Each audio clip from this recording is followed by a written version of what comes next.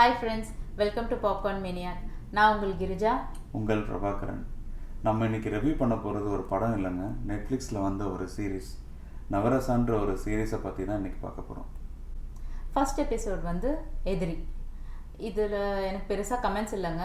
எனக்கு ரேவதியும் பிடிக்கும், விஜய் சேதுபதியும் பிடிக்கும். அதனாலேயே பார்த்தேன்னு ஒரு ஆறுதல், அவ்வளோதான். இந்த எபிசோடே ஒரு மனுஷன் கோவத்தில் யோசிக்காமல் ஒரு விஷயத்தை செஞ்சுட்டு பின்னாடி ஃபீல் பண்ணுறதை பற்றி தான். ஸோ விஜய் சேதுபதி வந்து யோசிக்காமல் ஒரு செயலை செஞ்சுட்டு அவர் எப்படி கஷ்டப்படுறாரு, அவர் ஃபேமிலி எப்படி கஷ்டப்படுது, அதுவும் இல்லாமல் இம்பேக்ட் ஆன குடும்பத்தை பற்றியும் யோசித்து அதுக்கும் ரியாக்ட் பண்ணி, இன்னொரு பக்கம்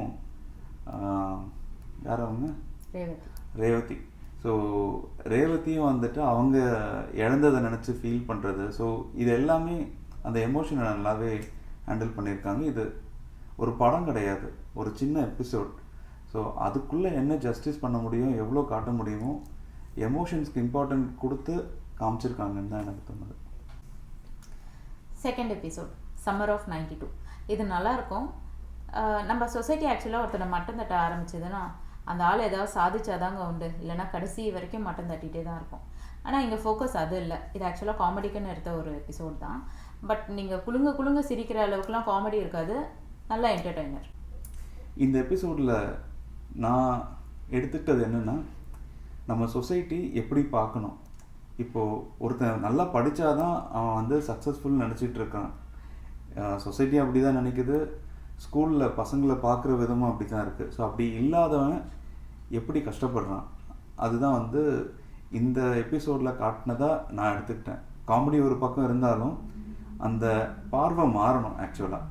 ஸோ படிக்கலைனாலும் பேக் பெஞ்சில் இருக்கான், அவன் வந்து படிப்பே வேண்டாம், என்னை விடுங்கடா நான் போகிறேன் அப்படின்ட்டு போயிட்டு சாதிச்சுட்டு வந்து நிற்கிறான் பாருங்கள், அதுதான் இந்த எபிசோட். ஸோ ஒருத்தன் சாதிக்கிறதுக்கு, ஒருத்தன் சக்ஸஸ்ஃபுல் ஆகிறதுக்கு படிப்பு இம்பார்ட்டன்ட் கிடையாது.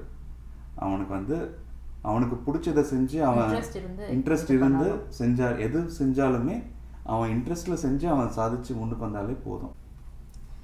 தேர்ட் எபிசோட் ப்ராஜெக்ட் அக்னி. என்னை பொறுத்த வரைக்கும் தி பெஸ்ட் எபிசோடுங்க இந்த சீரீஸ்லேயே. எனக்கும் தி பெஸ்ட்டுங்க, அண்டர்லைன். ஹாலிவுட் மூவிஸ் பழக்கம் இருக்கிறவங்களுக்கு இந்த படம் ரொம்பவே பிடிக்குங்க, இந்த எபிசோட் ரொம்பவே பிடிக்குங்க. மாதிரி மட்டும் இல்லை, இந்த எபிசோடே வந்து பார்த்தீங்கன்னா ஒரு ஹாலிவுட் மூவி மாதிரி தான். முக்கால்வாசி இங்கிலீஷ்லேயே பேசிகிட்டு இருப்பாங்க. இங்கிலீஷ் மூவி பழக்கம் இல்லாதவங்க சப்டைட்டில் போட்டுட்டு புரிஞ்சுக்கோங்க. ஹாஃப் அன் ஹவரில் ஒரு மூவி பார்த்த ஃபீல் இருக்கும். நம்மளுக்கு சில மூவிஸ்லாம் ஃபஸ்ட் டைம் பார்க்கும்போது தலையும் புரியாது, வாலும் புரியாதுங்க. ஆனால் நீங்கள் செகண்ட் டைம், தேர்ட் டைம் அப்படி ரிப்பீட் பண்ணி அது புரிஞ்சுக்க ட்ரை பண்ணிட்டீங்கன்னா உங்களோட ஃபேவரட் மூவி லிஸ்ட்டில் அந்த மூவி ஆட் பண்ணிடுவீங்க. இந்த மூவியும் இந்த எபிசோடும் கிட்டத்தட்ட அந்த மாதிரி தாங்க இருக்கும். ஃபஸ்ட் டைம் புரியலன்னு சொல்லிட்டு விட்டுறாதீங்க, செகண்ட் டைம் சப்டைட்டிலை வச்சு புரிஞ்சுக்க ட்ரை பண்ணுங்கள். இது வர்த் வாட்சிங் அன்டில் யூ அண்டர்ஸ்டாண்ட். இன்செப்ஷன் படம் பிடிச்சவங்களுக்குலாம் வந்து இந்த படம் கண்டிப்பாக பிடிக்கும். ஏன்னா உங்களால் வந்து விஷுவலைஸ் பண்ண முடியும், சொல்கிற கான்செப்டை உள்வாங்கி விஷுவலைஸ் பண்ண முடியும். ஸோ இந்த எபிசோட்லேயும் அரவிந்த் சுவாமி சொல்லும் போதெல்லாம் வந்துட்டு நமக்கு பிக்சரில் தெரியாது, பட் ஆனால் அது எல்லாமே நீங்கள் விஷுவலைஸ் பண்ண ஸ்டார்ட் பண்ணிங்கன்னா உங்களுக்கு ரொம்பவே ஆக்சுவலாக பிடிக்கும், நீங்கள் என்ஜாய் பண்ணுவீங்க லிட்டரல். ஃபோர்த் எபிசோட் பாயாசம். நம்ம லைஃப்பில் ஜெலஸாக ஃபீல் பண்ணுற பர்சன் ஒருத்தரையாவது நம்ம மீட் பண்ணுவோங்க. நம்ம நல்லா இல்லைனாலும் பரவாயில்ல, அடுத்தவன் நாசமாக போயிடணும் அப்படின்ற எண்ணம் இருக்கிறவங்க பல பேர். அந்த மாதிரியான ஒரு கேரக்டரை சுற்றி தான் இந்த எபிசோட் வரும். துஷ்டனை கண்டா தூர விலகு அப்படின்னு சொல்லுவாங்க. என்னை பொறுத்த வரைக்கும் பொறாமை பிடிச்சவன் தாங்க பெரிய துஷ்டனே. அவனுங்களாம் நம்ம தூரமாக வச்சா அவங்களுக்கும் நல்லது, நம்மளுக்கும் நல்லது. இந்த எபிசோட் வந்து பொறாமையை பேஸ் பண்ணதுங்க. என்னை கேட்டால் இந்த எபிசோட் வந்து ஒரு சக்ஸஸ்ஃபுல் தான் சொல்லுவேன். ஏன்னா கண்டிப்பாக இதை பார்க்குறவங்க ஒரு ஸ்டேஜில் எங்கேயாவது வந்து உங்களுக்கு வந்து கோவம் வரும், அருவருப்பு வரும், என்னடா இப்படி பண்ணுறாங்கன்னு தோணும், இரிட்டேட் ஆயிரும். ஸோ அந்த மாதிரி ஒரு தாட் உங்களுக்கு வந்துருச்சுனாலே டைரக்டருக்கும் சரி, அதில் நடித்த டெல்லி கணேஷ்க்கும் சரி, அவங்களுக்கு இதுதான் வந்து ஒரு பெரிய success. Fifth episode piece. No கமெண்ட்ஸ்ங்க. ஒரு மனுஷன் தான் இழந்ததை, அந்த தவிப்பை இன்னொருத்தருக்கு வரக்கூடாதுன்னு நினச்சி செய்கிற ஒரு செயல் தான் இந்த எபிசோடே. இதுக்கு மேலே எப்படி உங்களுக்கு கதை சொல்லாமல் சொல்கிறதுன்னு எனக்கு தெரியல. ஏன்னா அந்த எபிசோடில் ஒரு சின்ன ஆக்டிவிட்டி தான் அந்த எபிசோடே. Sixth episode Raudram. Routine story. இதில் வந்து ஒரு கேரக்டர் இருக்குங்க. அதுக்கு வயசு அனுபவம் இருந்தாலும் மூளை வளர்ச்சி ரொம்பவே கம்மி. என்ன சுச்சுவேஷன், எதுக்காக, நமக்கே இப்படி இருக்குன்னா விக்டிமாக இருந்தால் அவங்களுக்கு எப்படி இருக்கும், இதெல்லாம் யோசிக்கிற மனப்பக்குவம் சுத்தமாக கிடையாது. இந்த எபிசோடில் வர அந்த அம்மா கேரக்டரை பார்த்தாலே நமக்கு பரிதாபம் தான் வரும். அந்த பொண்ணை பெற்றுக்காமல் இருந்ததாலே அவங்க வாழ்க்கை நல்லா தான் இருந்திருக்கும்னு தோணும். இந்த எபிசோடில் கோவத்தை காட்டுறாங்களோ இல்லையோ அதை பார்த்தா நமக்கு தாங்க பயங்கரமாக கோவம் வருது. 7th எபிசோட் இன்மை. இது ஆக்சுவலாக ஸ்டார்டிங்கில் என்னடா நடக்குது அப்படின்ற மாதிரி தாங்க இருக்கும். ஆனால் போக போக நல்லா இருக்கும். வினை விதைத்தவன் வினை அறுப்பான்.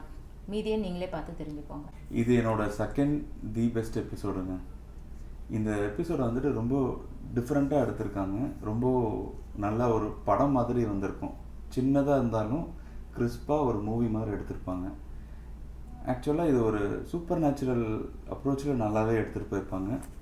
பயப்படுற மாதிரி ஒன்றும் இருக்காது, பார்த்து என்ஜாய் பண்ணுங்கள். 8th எபிசோட் துணிந்த பெண். இதுக்கும் நோ கமெண்ட்ஸுங்க.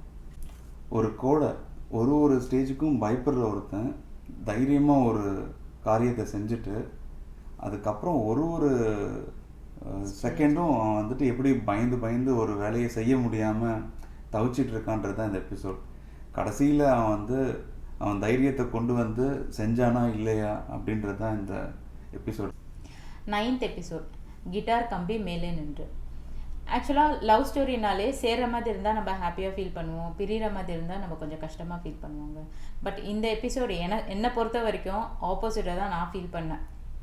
இது ஏன் தனியாக எபிசோடாக எடுத்தாங்கன்னு எனக்கு புரியல. இது அப்படியே ஒரு 10 நிமிஷம் வாரணமாயிரம் படத்தில் இன்ஜெக்ட் பண்ணியிருந்தால் அதுக்கே பொருத்தமாக இருந்திருக்கும்.